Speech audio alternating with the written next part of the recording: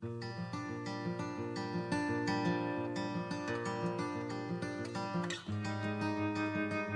is January the 5th.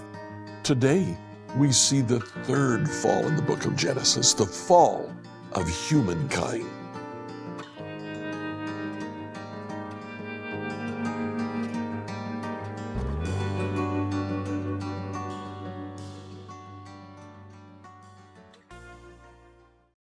Our reading today is Genesis chapters 10 and 11. Chapter 10 is a list of peoples that were born of Noah's sons, and quite a few of the things that took place there. I do want to draw your attention to the fact that in 10:5, in concluding the sons of Japheth, it says, their descendants became seafaring peoples that spread out to various lands, each identified by its own language, its own clan and national identity. The sons of Ham come next, and in verse 20, these were the descendants of Ham, identified by clan, language, territory, and national identity. And then the sons of Shem are concluded in verse 31. These are the descendants of Shem, identified by clan, language, territory, and national identity.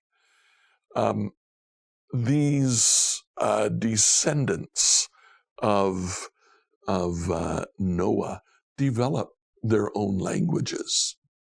So in chapter 11, when we come to the Tower of Babel, what we find is that although Noah has been told to repopulate the earth and to scatter, the people of Babel come together and they say in 11:4, let's build a great city for ourselves with a tower that reaches into the sky. This will make us famous and keep us from being scattered all over the world. Exactly the opposite of what God had commanded them. So they are planning on how to disobey God. What God does, he looks at them and he says, they all speak one language in common. Now, they had their own languages. They had their own tribal and clan languages. But there was one language that they all spoke. In the Tower of Babel, God comes down and he confuses that one language so that they have nothing but their own languages to fall back on. Then they can't understand each other. Look at verse 8. In that way, the Lord scattered them all over the world. Now, it's worthwhile to take a little bit of a break here and just look at the structure of the book of Genesis. Now, we've seen the story of two main figures. It's interesting that in Genesis, there is a particular structure that sets that for us. In chapter 5, verse 1, this is the written account of the descendants of Adam. Adam is the first person that Moses focuses on when he writes the book of Genesis. In chapter 6, verse 9, this is the account of Noah. This is the account of, literally in Hebrew, this is the book of the genealogy of. The interesting thing is that after that, they don't mention genealogies. Sometimes they've just finished a genealogy. Instead, they're presenting the history of these men. Adam is the first. Noah is the second. In chapter 11, verse 27, this is the account of Terah's family. Abraham, Terah's son, is the third. Chapter 25, verse 19, this is the account of the family of Isaac. And what follows is the story of Jacob. And then finally, Genesis chapter 37, verse 2, this is the account of Jacob and his family. And then we have the story of Joseph. Adam, Noah, Abraham, Jacob, and Joseph. You'll notice that we skipped over Isaac. That's because Isaac is only referred to as Abraham's son or Jacob's father. He doesn't really have much of a character by himself. Today, I'd like you to read Genesis 10 through 11. Genesis 10 and 11 from the New Living Translation. This is the account of the families of Shem, Ham, and Japheth, the three sons of Noah. Many children were born to them after the great flood. The descendants of Japheth were Gomer, Magog, Madai, Javan, Tubal, Meshech, and Tiras. The descendants of Gomer were Ashkenaz, Riphath, and Togarmah. The descendants of Javan were Elisha, Tarshish, Kittim, and Rodanim. Their descendants became the seafaring peoples that spread out to various lands, each identified by its own language, clan, and national identity. The descendants of Ham were Cush, Mizraim, Put, and Canaan. The descendants of Cush were Seba, Havilah, Sabta, Rama, and Sabteka. The descendants of Rama were Sheba and Dedan. Cush was also the ancestor of Nimrod, who was the first heroic warrior on earth. Since he was the greatest hunter in the world, his name became proverbial. People would say, "This man is like Nimrod, the greatest hunter in the world." He built the kingdom in the land of Babylonia, with the cities of Babylon, Erech, Akkad, and Calneh. From there he expanded his territory to Assyria, building the cities of Nineveh, Rehoboth-ir, Calah, and Resen, the great city located between Nineveh and Calah. Mizraim was the ancestor of the Ludites, Anamites, Leabites, Naphtuhites, Pathrusites, Casluhites, and the Caphtorites, from whom the Philistines came. Canaan's oldest son was Sidon, the ancestor of the Sidonians. Canaan was also the ancestor of the Hittites, Jebusites, Amorites, Girgashites, Hivites, Archites, Sinites, Arvadites, Zemarites, and Hamathites. The Canaanite clans eventually spread out, and the territory of Canaan extended from Sidon in the north of Gerar and Gaza in the south, and east as far as Sodom, Gomorrah, Admah, and Zeboim near Lasha. These were the descendants of Ham, identified by clan, language, territory, and national identity. Sons were also born to Shem, the older brother of Japheth. Shem was the ancestor of all the descendants of Eber. The descendants of Shem were Elam, Ashur, Arphaxad, Lud, and Aram. The descendants of Aram were Uz, Hul, Gether, and Mash. Arphaxad was the father of Shelah, and Shelah was the father of Eber. Eber had two sons.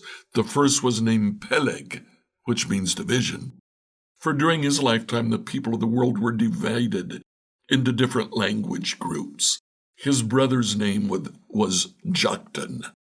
Joktan was the ancestor of Almodad, Sheleph, Hazar Maveth, Jerah, Hadoram, Uzal, Dikla, Obal, Abimael, Sheba, Ophir, Havilah, and Jobab. All these were descendants of Joktan. The territory they occupied extended from Mesha all the way to Sephar in the eastern mountains. These were the descendants of Shem, identified by clan, language, territory, and national identity. These are the clans that descended from Noah's sons, arranged by nation according to their lines of descent. All the nations of the earth descended from these clans after the great flood. Genesis 11 from the New Living Translation. At one time, all the people of the world spoke the same language and used the same words. As the people migrated to the east, they found a plain in the land of Babylon. They settled there. They began saying to each other, let's make bricks and harden them with fire. In this region, bricks were used instead of stone, and tar was used for mortar. Then they said, come, let's build a great city for ourselves with a tower that reaches into the sky. This will make us famous and keep us from being scattered all over the world. But the Lord came down to look at the city and the tower the people were building. Look, he said, the people are united and they all speak the same language. After this, nothing they set to do will be impossible for them. Come, let's go down and confuse the people with different languages. Then they won't be able to understand each other. In that way, the Lord scattered them all over the world, and they stopped building the city.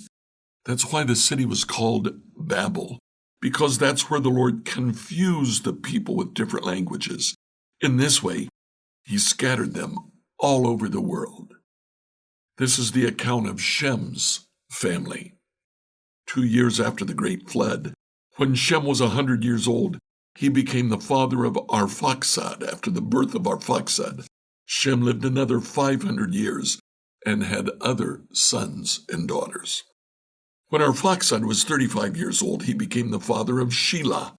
After the birth of Shelah, Arphaxad lived another 403 years and had other sons and daughters. When Shelah was 30 years old, he became the father of Eber. After the birth of Eber, Shelah lived another 403 years and had other sons and daughters. When Eber was 34 years old, he became the father of Peleg. After the birth of Peleg, Eber lived another 430 years and had other sons and daughters. When Peleg was 30 years old, he became the father of Reu. After the birth of Reu, Peleg lived another 209 years and had other sons and daughters. When Reu was 32 years old, he became the father of Serug. After the birth of Serug, Reu lived another 207 years and had other sons and daughters. When Serug was 30 years old, he became the father of Nahor. After the birth of Nahor, Serug lived another 200 years and had other sons and daughters. When Nahor was 29 years old, he became the father of Terah. After the birth of Terah, Nahor lived another 119 years and had other sons and daughters. After Terah was 70 years old, he became the father of Abraham, Nahor, and Haran. This is the account of Terah's family. Terah was the father of Abram, Nahor, and Haran was the father of Lot. But Haran died in Ur of the Chaldeans in the land of his birth, while his father Terah was still living. Meanwhile, Abraham and Nahor both married. The name of Abraham's wife was Sarai. The name of Nahor's wife was Milcah. Milcah and her sister Iscah were daughters of Nahor's brother Haran. But Sarai was unable to become pregnant and had no children. One day, Terah took his son Abram, his daughter-in-law Sarai, his son Abram's wife, and his grandson Lot, his son Haran's child, and he moved away from Ur the Chaldeans. He was headed for the land of Canaan, but they stopped at Haran and settled there.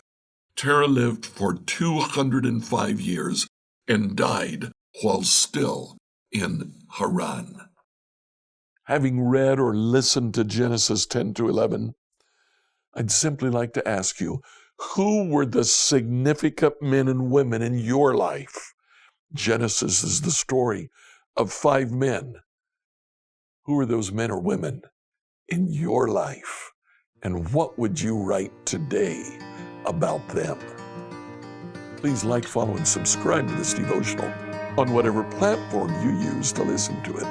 Email your questions to us at questions@becomehope.com. Tomorrow, we'll look at Abraham's covenant